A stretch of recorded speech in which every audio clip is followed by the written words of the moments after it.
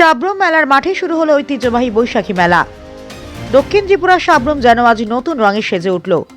বৈশাখের আবহে উৎসবের আনন্দ আর মানুষের উচ্ছ্বাসকে সঙ্গে নিয়ে শুক্রবার থেকে শুরু হলো ঐতিহ্যবাহী 10 দিনব্যাপী সাব্রুম বৈশাখী মেলা 2026। বিকেল থেকেই মেলার মাঠে ছিল মানুষের ঢল। শিশু থেকে প্রবীণ সকলে চোখে মুখে ছিল উৎসবের আমেজ। ত্রিপুরা শিল্প বাণিজ্য দপ্তরের মন্ত্রী শান্তনা চাকমা আনুষ্ঠানিকভাবে মেলার উদ্বোধন করেন।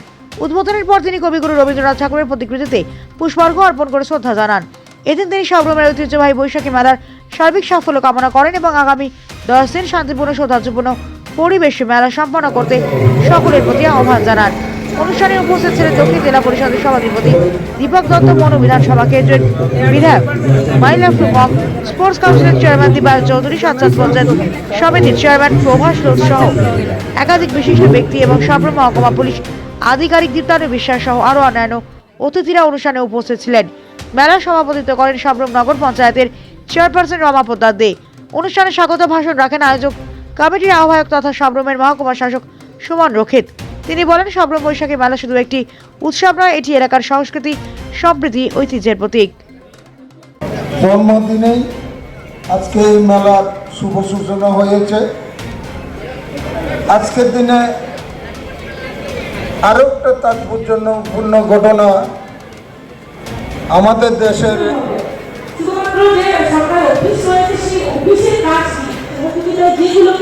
যেমন অনেক সময় দেখা যায় কোনো স্কুল হতে পারে, কলেজ হতে পারে, কোনো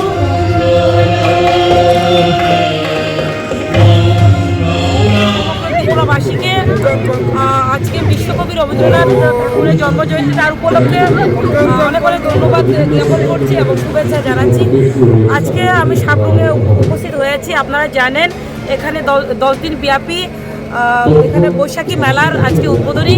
তো আজকের মেলায় আমি উপস্থিত হতে পেরেছি, যেহেতু আজকে আমাদের বিশ্বকবি রবীন্দ্রনাথ ঠাকুরের জন্ম জয়ন্তী এবং পাশাপাশি বৈশাখী মেলার উদ্বোধন। তার জন্য আমি নিজেকে ধন্য বলে মনে করছি। আজকে একটা সুন্দর দিনে আমি এখানে উপস্থিত হতে পেরেছি। আমি এটাই বার্তা দিতে চাই যে শান্তিপূর্ণভাবে যাতে এই মেলা উদযাপন হয়। আমি জানি এই এলাকা শান্তিপূর্ণ, আরও সকলে মিলে জাতি জনজাতি মিলে এই এলাকাকে যাতে আমরা প্রত্যেকেই আরও এগিয়ে নিতে পারি, ডেভেলপমেন্ট করতে পারি। পাশাপাশি যেহেতু আজকে আমাদের বিশ্বকবি রবীন্দ্রনাথ ঠাকুরের জন্মজয়ন্তী, তার জন্য এটাই বলবো, ওনার আদর্শ উনি সবসময় শান্তি বার্তা দিয়েছেন, পাশাপাশি মানবতার বার্তা দিয়েছেন। সেটাকে পাথেয় করে ওনার যে রাষ্ট্রপ্রেম, যে ওনার চেতনা রয়েছে, সেটাকে আমরা মনে রেখে, স্মরণ রেখে আমরা ওনার আদর্শে আগামী দিনে আমাদের নতুন প্রজন্মকে সেই আদর্শ নিয়ে যাতে এগিয়ে যেতে পারে, আমরা সেই বার্তাই আমি দিতে চাই।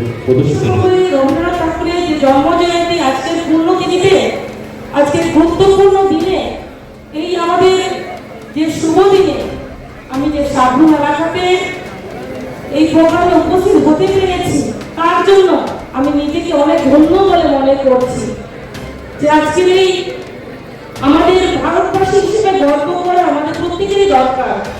যেহেতু আমরা ভারতবাসী, আমাদের ভারতবর্ষে যে সংস্কৃতি রয়েছে, সেই সংস্কৃতিকে আমাদের মান্যতা দিয়ে এগিয়ে যাওয়া এবং আমাদের নতুন প্রজন্মকে আমাদের ভারতবর্ষের সংস্কৃতি সম্বন্ধে অবগত হওয়া দরকার। আপনারা প্রত্যেকে অবগত রয়েছেন, বিশ্বকবি রবীন্দ্রনাথ ঠাকুর আজকের দিনে জন্মগ্রহণ করেছেন। উনি সমস্ত দিক থেকে পারদর্শী ছিলেন, হোক দেশপ্রেম, হোক বিভিন্ন কাব্য থেকে শুরু করে, গল্প থেকে শুরু করে বিভিন্ন ক্ষেত্রে কিন্তু উনি পারদর্শী ছিলেন এবং উনি নোবেল জয়ী।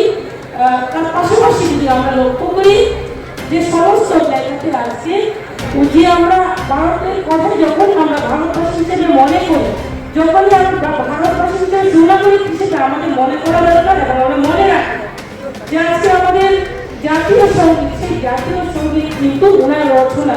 তো আজকে জনগণ বলো আমাদের যেই সঙ্গীত নিয়ে আমরা গর্ব করি, সেই সঙ্গীত কিন্তু ওনার কারণে ওনার রচিত ছিল। তার জন্য আমি মনে করি প্রত্যেকেরই দরকার যে ওনাকে স্মরণ করা এবং আমাদের ভারতবর্ষে যে মহাপুরুষরা রয়েছেন, যারা দেশের জন্য আত্মবলিদান হয়েছেন, তাদেরকে স্মরণ করা, মহাপুরুষদের যে জীবনী আমাদের জেনে নেওয়া অত্যন্ত প্রয়োজন। পাশাপাশি আমি বলতে চাই আজকের এই সুন্দর দিনে আমরা এখানে উপস্থিত হয়েছি শুধুমাত্র ভাষণ শুনবো অথবা ভাষণ দেবো, সেটা বড় বিষয় না।